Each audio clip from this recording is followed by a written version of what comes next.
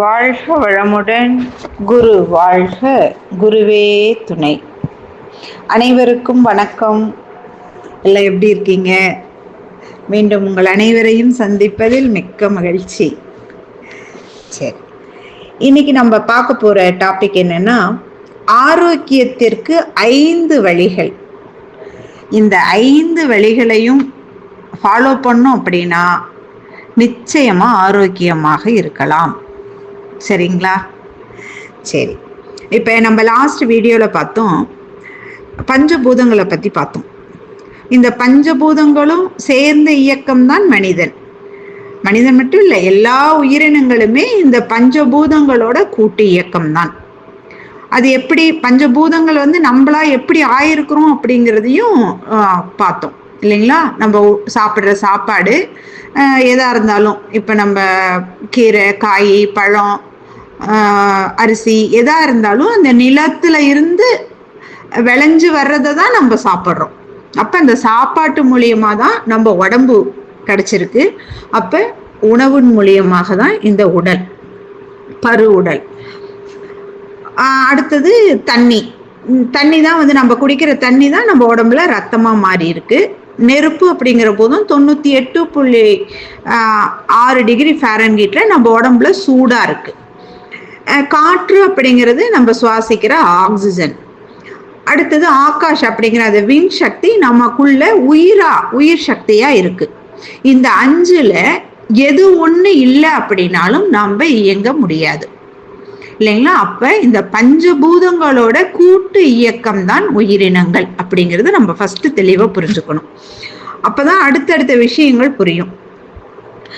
இப்ப இந்த 5 பூதங்கள்ல இந்த 5 பூதங்களோட கூட்டு இயக்கம் தான் நம்மளோட பிறப்பு அப்படிங்கிறது ஔவையார் ரொம்ப வருஷத்துக்கு முன்னாடியே சொல்லியிருக்காங்க.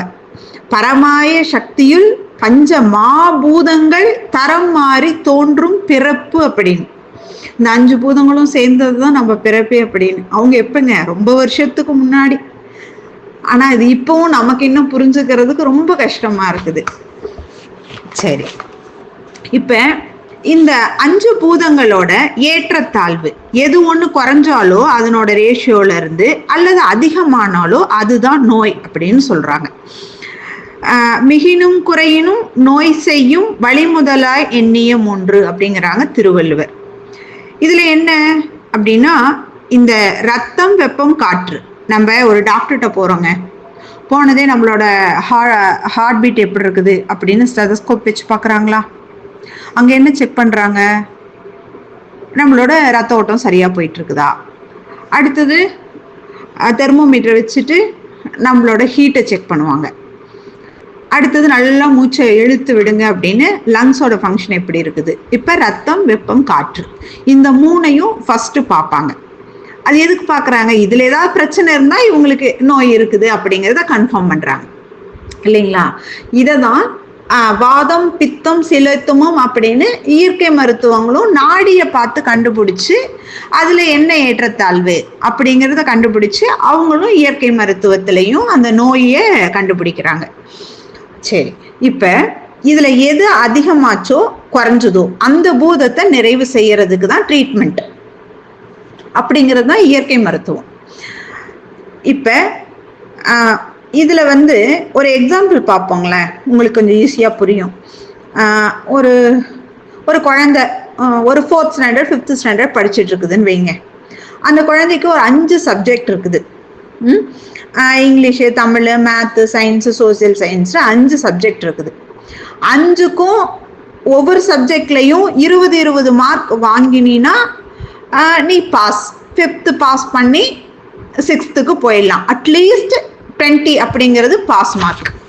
அந்த மாதிரி இந்த 5 பூதங்களையும் நம்ம இப்ப அப்படியே இந்த 5 பூதங்களையும் அந்த 5 சப்ஜெக்டா பாருங்களேன். 5 பூதமும் 20 மார்க் வாங்குச்சு அப்படின்னா அட்லீஸ்ட் பாஸ். அப்ப என்ன அர்த்தம்? நோய் இல்லாம இருக்க முடியும். இல்ல எனக்கு மேத் மட்டும் பிடிக்குது, நான் அதுல 100 அவுட் ஆஃப் 100 வாங்குறேன் அப்படின்னு வாங்கினா 5th ஸ்டாண்டர்ட் பாஸ் பண்ண முடியாது. நீ மார்க் 100 தான் ஒரு சப்ஜெக்ட்ல, ஆனா பாஸ் கிடையாது. அப்ப நம்ம உடம்பு அதே மாதிரி தாங்க. ஒண்ணுல மட்டும் இந்த பஞ்சபூதங்கள்ல எது ஒண்ணு மட்டும் அதிகமாயிருச்சு அப்படின்னா அது நம்ம உடம்புல நோய் தான் வரும். அதே எல்லா சப்ஜெக்ட்லயும் நான் 100 out of 100 வாங்கிட்டேன் அப்படின்னா ஆரோக்கியம். நோய்க்கும் ஆரோக்கியத்துக்கும் வித்தியாசம் இருக்குது. அட்லீஸ்ட் 20-20-20 இருந்தது எல்லாத்துலயும் அப்படின்னா நம்ம நோய் இல்லாம இருக்கிறோம். எல்லாத்துலயும் 100 out of 100 மாதிரி சரியான விகிதாச்சாரத்துல பஞ்சபூதங்களையும் வச்சிருந்தோம் அப்படின்னா நம்ம ஆரோக்கியமா இருக்கிறோம்னு அர்த்தம். உடம்புல ஒரு பிரச்சனையும் இருக்காது. சரிங்களா? அப்படி இதுதான் பஞ்சபூதங்களோட ஏற்றத்தாழ்வு நோய் அப்படிங்கிறாங்க. இப்ப இதுல ஒரு பூதத்தை மட்டும் எக்ஸ்ட்ரா போட்டுறோம், ஒன்றை மட்டும் அதிகமா பண்ணிடுறோம் அப்படின்னாலும் அதுவும் ஒரு தவறான முறை. இப்ப அதுக்கு ஒரு எக்ஸாம்பிள் பார்ப்போங்களேன். இப்ப ஒரு சிவில் என்ஜினியர் இருக்காரு, அவர் ஒரு காங்கிரீட் போடுறாருன்னு வைங்க. ஒரு இடத்துல ஒரு காங்கிரீட் போடணும். அங்க வேலை செய்யறவங்க கிட்ட சொல்றாரு, இந்த இடத்துல இவ்வளோ ஸ்கொயர் ஃபீட்டோ அல்லது ஏதோ ஒன்று, அந்த இடத்துக்கு மட்டும் ஒரு கம்பினா 30 கிலோ, ஜல்லினா ஒரு 25 கிலோ, மணல்னா ஒரு 15 கிலோ, சிமெண்ட்டு தண்ணி அதெல்லாம் ஒவ்வொரு ரேஷியோ இருக்கும் இல்லைங்களா? அந்த ரேஷியோவை சொல்லி இதெல்லாம் போட்டு இந்த காங்கிரீட்டை போடுங்க அப்படின்னு அவங்க ஒரு அளவு சொல்றாங்க. அங்க வேலை செய்யறவங்க அவர் போன உடனே பக்கத்துல மணல் இருக்குது, நமக்கு ஈஸியா இருக்கு எடுத்து கொட்டுறதுக்குன்னு அந்த இடம் ஃபுல்லா வெறும் மணலை வச்சு கொட்டிட்டாங்க அப்படின்னா மற்ற கம்பி ஜல்லி இதெல்லாம் போடுறதுக்கு இடம் இருக்காது ஒண்ணு. அப்படி இடம் இல்லை அப்படிங்கும் போது அந்த மணல்ல மட்டுமே போட்டா அது காங்கிரீட்டும் ஆகாது, வெறும் மணல் மட்டும்தான் இருக்கும் இல்லைங்களா? அது எப்படி காங்கிரீட் ஆகும்? அல்லது அந்த ரேஷியோவை மாத்தி ஏதோ ஒரு கொஞ்சம் கம்பி கொஞ்சம் சிமெண்ட் இந்த மாதிரி போட்டு அதை பேருக்கு நாங்களும் காங்கிரீட் போட்டோம் அப்படின்னா அந்த காங்கிரீட் ஸ்ட்ராங்கா இருக்குமா? இருக்காது. இதே பிரச்சனை தாங்க நம்ம உடம்புலயும் நடக்குது. இந்த 5 பூதங்கள்ல நம்ம என்ன நினைக்கிறோம் அப்படின்னா நல்லா சாப்பிட்டோம்னா நம்ம ஆரோக்கியமா இருக்கலாம் அப்படின்னு நினைச்சிட்டு நல்லா சாப்பிட்றோம். இதுல 20 மார்க்கை மட்டும்தான் வாங்க முடியும். நீங்க எவ்வளவு சாப்பிட்டீங்கனாலும் அளவுக்கு மேல போச்சு அப்படின்னா நம்ம சாப்பிடுற சாப்பாடு தான் நமக்கு நோயா வருது. இது வேற யாரும் நமக்கு வேற யாரும் வேண்டாம், நமக்கு நம்ம சாப்பிடுற சாப்பாடு தான் நோயா நமக்கு எதிரியாகுது. அந்த புரிதல் நமக்கு இல்லை. மற்ற நாளையும் ஃபுல்லா லாக் பண்ணி வச்சிடறோம். ஃபுல்லா இதையே போட்டு மணலை போட்டு காங்கிரீட்டை நிரப்புற மாதிரி இந்த வெறும் சாப்பாட்டை மட்டுமே போட்டு மற்ற சக்தி எல்லாம் உள்ள என்ட்ராகாத அளவுக்கு இதை மட்டுமே ஃபில் பண்ணிக்கிறோம். அதனால அந்த காங்கிரீட் ஸ்ட்ராங்கா இல்லாம மாதிரி நம்ம உடம்பும் ஸ்ட்ராங்கா இல்லை, நோய் வந்துடுது. வெளியில பாக்குறதுக்கு 100 கிலோ இருக்குது, பரு உடல் பாக்குறீங்கன்னா வெளியில நல்லா தலை நல்லா இருக்கிற மாதிரி இருக்குது. ஆனா உள்ள ஒரு சிலர் பார்த்தா நல்லா இருப்பாங்க, என்னால ஒன்றும் முடியல, எனக்கு டயர்ட் ஆகுது. ஏன்னா உயிர் சக்தி அங்க இல்லை அப்படின்னா நோய் எதிர்ப்பாற்றல் எங்க இருக்கும்? இம்யூனிட்டி பவர் சொல்றோம் இல்லைங்களா? அது உயிர் சக்தியில இருந்து தானே கிடைக்குது. அப்ப அந்த உயிர் சக்தி இல்லை அப்படிங்கும் போது உடம்பு எப்படிதான் நல்லா பாக்குறதுக்கு இருந்தாலும் உள்ள அவங்கனால ஸ்ட்ரென்த் இருக்காது. அப்புறம் மற்ற பூதங்களும் சரியா இல்லை அப்படிங்கும் போது உறுப்புகளோட இயக்கம் இருக்காது, கழிவுகள் சரியா வெளியேறாது. அந்த இடத்துல நமக்கு ஆரோக்கியம் இல்லாம நோய்க்கு ஆளாகிறோம். சரிங்களா? இப்ப இந்த பூதங்களை சரியா வச்சுக்கிறதுக்கு வழி என்ன? இவ்வளவு நேரம் பேசுனதெல்லாம் போதும்பா, நீங்க விஷயத்துக்கு வாங்க அப்படிங்கிறீங்க இல்லையா? ஆமாங்க. இப்ப 5 பூதங்கள் 5 வழிகள், அவ்வளவுதாங்க, வேற ஒண்ணுமே கிடையாது. இந்த 5 பூதங்களையும் அதனோட ரேஷியோல சரியா வச்சுக்கிட்டோம் அப்படின்னா நோய் இல்லை. அது எப்படி வச்சுக்கிறது? அதுவும் ரொம்ப ஈஸி. அந்த காலத்துல எல்லாம் அதை சரியா ஃபாலோ பண்ணிட்டு இருந்தாங்க. இப்ப நமக்கு அதை பத்தி தெரியாததுனால நம்ம இதெல்லாம் விட்டுட்டோம். ஒன்னை அதிகப்படுத்துறது, ஒன்னை சுத்தமா பண்றதே இல்லை, இந்த மாதிரி நம்ம அதை விட்டுட்டோம். சரி, இப்ப அது என்னன்னு பார்த்துருவோங்க. நிலம் அப்படிங்கிற பூதம் நமக்கு சரியா இயங்கணும் அப்படின்னா ஆரோக்கியமான உணவு வேணும். நம்ம சாப்பிட்ற சாப்பாடு நல்ல ஆரோக்கியமான சாப்பாடா இருந்தா நிலம் அப்படிங்கிற பூதத்துக்கு உண்டான 20 மார்க்கை நம்ம வாங்கிடலாம். அடுத்தது அந்த இப்போதைக்கு ஆரோக்கியமான உணவுன்னு வச்சுக்கோங்க. அந்த உணவு எப்படிப்பட்ட உணவு சாப்பிடணும், எவ்வளோ சாப்பிடணும், அதெல்லாம் நம்ம தனியாக உணவு அப்படிங்கிற ஒரு டாபிக் பேசும்போது அதை பற்றியெல்லாம் நம்ம பேசலாம். சரிங்களா? இப்போதைக்கு ஆரோக்கியமான உணவுனால 20 மார்க் நிலம்ங்கிற பூதத்தை ஃபில் பண்றோம். அடுத்தது தண்ணி. தண்ணிய அளவோட முறையோட, தண்ணி தாகம் எடுக்கும்போது தண்ணி குடிக்கிறோம். அது இந்த ஆர்ஓ இதெல்லாம் யூஸ் பண்ணாத, முடிஞ்ச வரைக்கும் இயற்கையான தண்ணியா இருந்தா ரொம்ப ரொம்ப நல்லது. ஏன்னா அதுலயும் 20 நம்ம இப்ப நிறைய ஆர்ஓ போட்டு மினரல் எல்லாம் வடிகட்டி அதுல குடிக்கிறதுனால அந்த தண்ணியில கிடைக்கிற சத்து நமக்கு கிடைக்காதனாலையும் நிறைய நோய்கள் வருது. அதை பத்தின அவேர்னஸும் இல்லை. ஏதோ பேருக்கு அந்த உயிர் சக்தியே இல்லாத தண்ணியை தான் நம்ம குடிச்சிட்டு இருக்கிறோம். அதனால தண்ணி ரொம்ப இயற்கையான தண்ணி கிடைச்சு குடிக்கிறது தான் பெஸ்ட். மினரலை வடிகட்டாம எல்லா மினரலும் உடம்புக்கு தேவை. அந்த மாதிரி தண்ணி, சரியான தண்ணியை குடிக்கும் போதுதான் அதுல இருந்து கிடைக்கிற 20 மார்க்கும் நமக்கு வாங்க முடியும். அடுத்தது இதுல தாங்க இப்ப நிறைய லாக் ஆயிருக்காங்க. மேக்சிமம் நெருப்புங்கிற பூதம் சரியா நம்ம உடம்புல இருக்கணும் அப்படின்னா அதுக்கு உழைப்பு அப்படிங்கிறது ரொம்ப ரொம்ப ரொம்ப முக்கியம். இப்ப இந்த உழைப்பு அப்படிங்கிறது ஒண்ணு மறந்துட்டோம். ஏன்னா நமக்கு எல்லா வசதிகளும் இருக்குது, நான் எதுக்கு உழைக்கணும், எல்லாத்துக்கும் வேலைக்கு ஆள் வச்சுக்கிறேன் அப்படின்னு நினைக்கிறோம். அப்படி இல்லைங்க. இயற்கை அப்படிங்கிறது வேற மாதிரி தான் யோசிக்குது. நம்ம என்னதான் இருந்தாலும் வசதிகள் இருக்குது அப்படிங்கிறதுக்காக உள்ள சாப்பிட்ற சாப்பாடை யாரோ போய் ஜீரணம் பண்ண முடியாது. நம்ம உடம்பு தான் ஜீரணம் பண்ணணும். அதுக்கான சக்தியை நம்ம தான் கொடுக்கணும். அப்ப உழைப்பு அப்படிங்கிறது ரொம்ப முக்கியம். ஒவ்வொரு ஜாயிண்ட்டையும் அட்லீஸ்ட் மூவ் பண்ற அளவுக்காவது நமக்கு உழைப்பு வேணும். சரி, எல்லா வசதியும் இருக்குது, நான் மற்றதுக்கு ஆள் வச்சுக்கிறேன், வீட்டில் வேலை செய்ய பிடிக்கல அல்லது அப்படி இருந்தா கூட ஏதாவது ஒரு பிசிக்கலா ஒர்க் அவுட் பண்ணுங்க. வாக்கிங் நல்லது தான். ஆனால் வாக்கிங் அப்படிங்கிறது எல்லா ஜாயின்ட்ஸ்க்கும் உங்களுக்கு மூவ்மெண்ட் கிடைக்குமா அப்படிங்கிறத சொல்ல முடியாது. ஸோ ஃபிசிக்கலாக ஏதோ ஒரு ஒர்க் அவுட் உங்களோட தலையிலேருந்து பாதம் வரைக்கும் எல்லா ஜாயிண்ட்டையும் நீங்கள் நல்லா ஆக்டிவேட் பண்ணி விடணும். அந்த மாதிரி உழைப்பு இருக்கணும். அதுக்கு 20 மார்க்கு. எனக்கு என்ன, நான் எல்லாம் சமைச்சு கொடுக்க ஆள் இருக்குது, நான் சாப்பிட்டுட்டு அப்படியே உட்காந்துருப்பேன் ரோபோ மாதிரி. பார்க்கறதுக்கு டிவி இருக்கு, ஃபோன் இருக்கு, பொழுத போக்குறதுக்கு எத்தனையோ விஷயங்கள் இருக்குது அப்படின்னா நமக்கு அந்த 20 மார்க்கு கிடைக்காது. நம்ம ஃபெயில் தான் ஆகும், உடம்புல நோய் தான் வரும். யோசிச்சுக்கோங்க.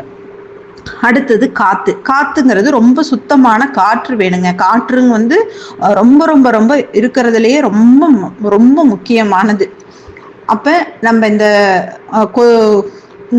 மஸ்கிட்டோக்கு எதையோ ஆல் அவுட்டு அது இதுன்னு பண்ணி அதை ஆளையே அவுட் பண்ற மாதிரியான ஒரு பாய்சன், அதை வச்சு ஜன்னலையெல்லாம் க்ளோஸ் பண்ணி வச்சுக்கிட்டு தூங்குறது அப்படிங்கிறது நார்மலான பர்சனுக்கு 10க்கு 10 ரூம்ல 2 பேர் தூங்குனீங்கன்னா 3 மணி நேரம் 4 மணி நேரம் மட்டும்தான் ஆக்சிஜன் சப்போர்ட் பண்ணுங்களாம். அதுக்கப்புறம் அந்த விஷக்காத்தை தான் நம்ம சுவாசிச்சுட்டு இருக்கிறோம் அப்படிங்கிறாங்க.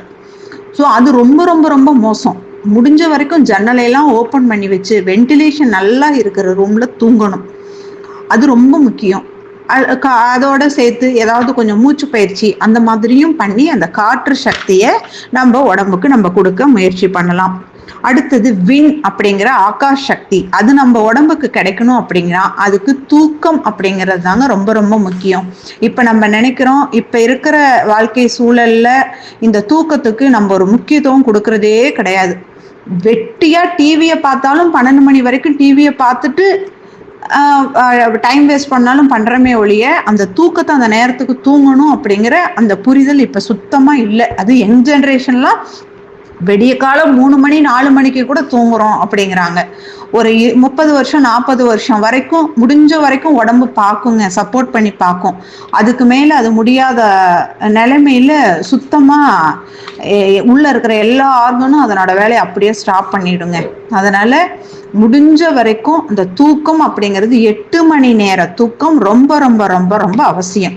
அட்லீஸ்ட் 10 மணிக்காவது தூங்க போயிடணுங்க. வெடிய காலம் இங்க எந்நேரம் வேணாலும், ஏர்லி மார்னிங் எந்நேரம் வேணாலும் எழுந்திருக்கலாம், அதுல தப்பு கிடையாது. நைட்டு முடிஞ்ச வரைக்கும் இயற்கையோட இணைந்த தூக்கம் அப்படிங்கிறது தான். அந்த காலத்துல சன்செட் ஆயிட்டா தூங்கிடுவாங்க, காலையில 4 மணி 5 மணி அப்படிங்கும் போது எழுந்திரிச்சிருவாங்க.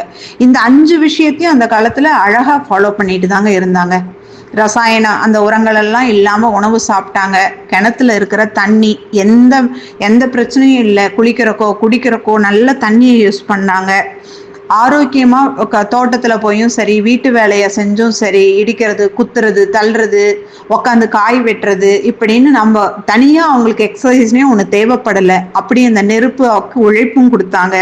காற்று, அத்தனை மரங்கள், ஆரோக்கியமான காற்று இருந்தது. அடுத்தது விண்ணு நல்லா சூரியன் மறைஞ்சதுக்கு அப்புறம் சன்செட் ஆனா படுத்து தூங்கிட்டு நல்ல காலையில எழுந்திரிச்சு வேலை செஞ்சாங்க, ஆரோக்கியமா இருந்தாங்க. இப்ப இந்த 5 விஷயத்திலையும் நாம எதை ஃபாலோ பண்ணல அப்படிங்கறத ஃபர்ஸ்ட் யோசிக்கணுங்க. உணவுல ஆரோக்கியமா எடுத்துக்கலையா, காத்து சரியா இல்லையா, இந்த 5 விஷயத்தையும் யோசிச்சு இதுல இருக்கிறத நம்ம மாத்திக்காம நீங்க தலைகீழா நின்னாலும் சரி, நாள் ஃபுல்லா நம்ம எக்ஸசைஸ் பண்ணாலும் சரி, ஒரே விஷயத்த நல்லதா சாப்பிட்றேன்னு தேடி தேடி தேடி சாப்பிட்டீங்கனாலும் சரி, வெறும் ஒர்க் அவுட் பண்றேன்னாலும் சரி, இந்த 5 ரேஷியோவும் சரியா இருந்தா மட்டுமே நம்ம ஆரோக்கியமா வாழ முடியும். இந்த 5 வழிகளை தயவு செஞ்சு யோசிங்க. அடுத்தடுத்த தலைமுறைகளுக்கும் கொஞ்சம் சொல்லுங்க. ஏன்னா இப்ப குழந்தைங்களுக்கு அதை பத்தி தெரியறது இல்லை. நம்ம போய் தூங்குனா அதுவும் தூங்க வரப்போகுது. அதை போய் தூங்குன்ட்டு நாம டிவி பார்க்குறோம், அது எப்படி தூங்கும்? அதனால இந்த 5 விஷயத்தையும் நம்ம ஃபாலோ பண்ணாம நம்ம வாழ்க்கை முறையில இந்த 5ஐயும் மாத்திக்காம ஆரோக்கியத்துக்கு வழியே கிடையாது. தயவு செஞ்சு மாற்ற முயற்சி பண்ணுங்க. அடுத்தடுத்த வீடியோல நம்ம இன்னும் உணவுனா எப்படி சாப்பிடணும், எவ்வளோ சாப்பிடணும், அந்த மாதிரியான விஷயங்களை நம்ம பார்ப்போம். சரியா? ஆரோக்கியமாக வாழ முயற்சி செய்வோம். தயவு செஞ்சு யோசிங்க. அனைவருக்கும் நன்றி. வாழ்க வளமுடன்.